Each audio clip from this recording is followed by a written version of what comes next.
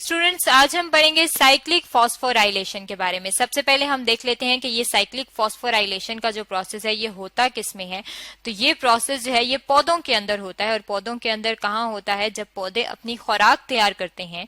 तो वो खुराक तैयार करने का जो प्रोसेस है उसको हमने दो हिस्सों में तकसीम कर दिया है। यहाँ पे आप अपने सामने जो है ये देख सकते हैं, ये एक इक्वेशन लिखी हुई है, और ये इक्वेशन जो है वो फोटोसिंथेसिस को जाहिर कर रही है।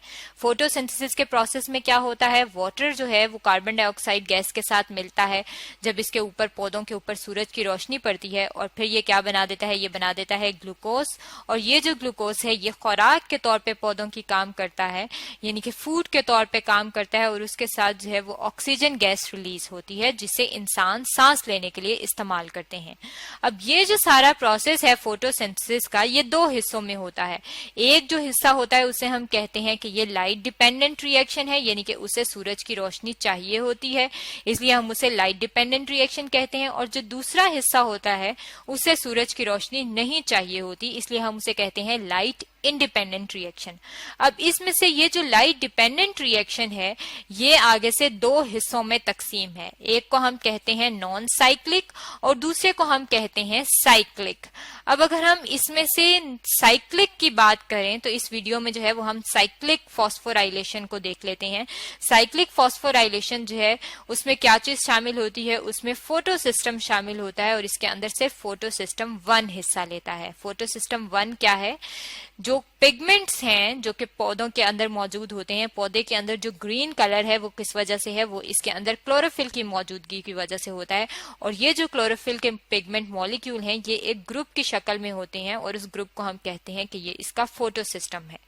अब ये जो फोटो सिस्टम 1 है ये आगे एक इलेक्ट्रॉन ट्रांसपोर्ट चेन के साथ मिलता है, और ये जो इलेक्ट्रॉन ट्रांसपोर्ट चेन के साथ मिलता है तो इसके अंदर प्रोसेस होता है लाइट डिपेंडेंट रिएक्शन का। और लाइट डिपेंडेंट रिएक्शन स्टार्ट कैसे होता है, जब इसमें ये वाटर मॉलिक्यूल जो है जब इसके ऊपर सूरज की रोशनी पड़ेगी तो ये टूट जाएगा, और ये टूट के क्या बना देता है, ये बना देता है इसमें से रिलीज होते हैं दो इलेक्ट्रॉन्स। इसके साथ इसमें आप देख सकते हैं हाइड्रोजन आयन रिलीज हुए हैं जिसे प्रोटॉन कहा जाता है, और ये ऑक्सीजन गैस जो है वो रिलीज होती है।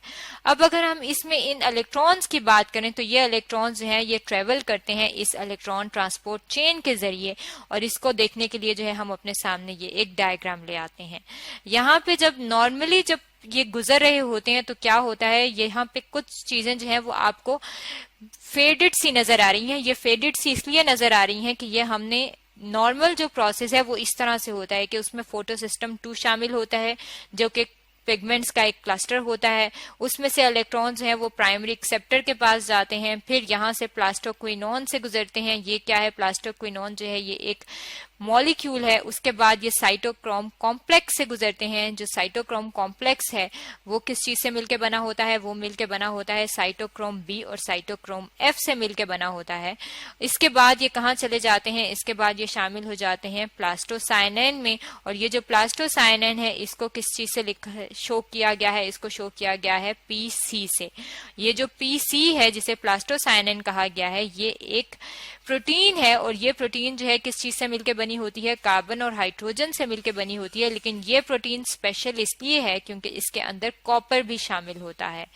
अब जब ये प्लास्टोसाइनिन पे पहुंचता है फिर ये एक फोटो सिस्टम 1 में जाता है, फिर दोबारा से प्राइमरी एक्सेप्टर में जाता है और एक दूसरी इलेक्ट्रॉन ट्रांसपोर्ट में चेन में जाता है जिसे कहा जाता है फेरेडॉक्सिन। अब फेरेडॉक्सिन में जब ये जाता है तो फेरेडॉक्सिन जो है ये भी एक प्रोटीन है जो कि आयरन इसके अंदर मौजूद होता है, इसलिए हम कहते हैं कि ये आयरन कंटेनिंग प्रोटीन है। और यहाँ से जो है ये यहाँ पे जो है NADP रिडक्टेज जो है ये एक एंजाइम है। एंजाइम जो है ऐसे मॉलिक्यूल होते हैं जो कि किसी भी प्रोसेस को तेज कर सकते हैं, और ये क्या बना देते हैं, ये NADPH बना देते हैं। NADPH जो है ये क्या है, ये एक एनर्जी मॉलिक्यूल है। ये तो इसका नॉर्मल प्रोसेस है। लेकिन अगर हम देखें कि साइक्लिक में क्या होता है, तो साइक्लिक फॉस्फोराइलेशन में ये जो सारा फेडेड हिस्सा है ये हिस्सा नहीं लेता, बल्कि क्या होता है, ये जो प्राइमरी एक्सेप्टर हैं ये इस इलेक्ट्रॉन्स को इस फेरेडॉक्सिन से में भेज के उसके बाद NADPH बनने के बजाय ये कहाँ भेज देते हैं, दोबारा से साइटोक्रोम कॉम्प्लेक्स में भेज देते हैं। और ये जो साइटोक्रोम कॉम्प्लेक्स है ये दोबारा से इसको प्लास्टोसायनिन में भेजता है। अब जब ये इलेक्ट्रॉन्स जो हैं ये दोबारा से इस प्रोसेस में इस फर्स्ट वाली इलेक्ट्रॉन ट्रांसपोर्ट चेन में शामिल होते हैं, तो जैसे जैसे ये नीचे जाते हैं इन इलेक्ट्रॉन्स की एनर्जी जो है वो कम होने शुरू हो जाती है। और ये जो एनर्जी डिक्रीज होती है ये एनर्जी किस चीज में शामिल हो जाती है, ये एटीपी की सिंथेसिस में शामिल हो जाती है। यानी कि ये जो साइक्लिक फॉस्फोराइलेशन है इसके अंदर भी एनर्जी मॉलिक्यूल प्रोड्यूस होते हैं, लेकिन इसके अंदर कौन सा एक एनर्जी मॉलिक्यूल सिर्फ बनता है, इसके अंदर सिर्फ एटीपी के फॉर्मेशन होती है।